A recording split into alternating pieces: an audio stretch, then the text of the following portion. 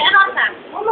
Tama-tama, para mamaya andun na ako yung naman. Okay, next. Paano maglagay? Magano ng gamot. Hanggang may needle. Sa mga ilang cc? One.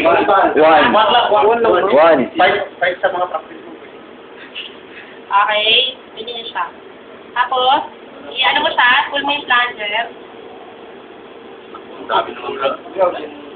Ano ba, di ma'am? Okay, pagpapas mo ako na isa kasi.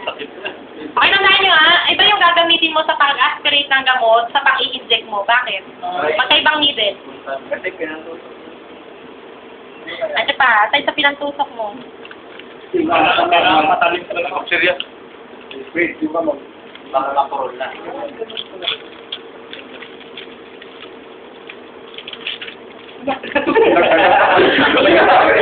Ay, bulag.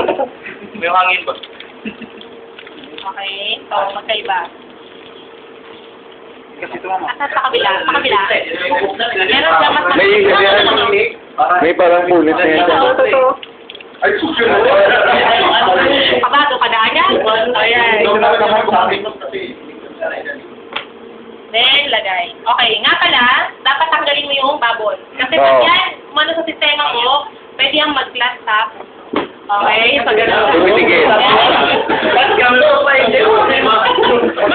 kailangan wala, ano.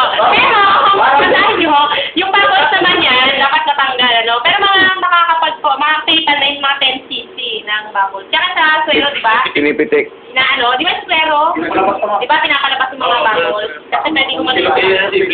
Ma'am, sa kabila. Okay, tanggal yan. Paano tanggal yung bubbles? Pinipitigil. Pinipitigil mo lang.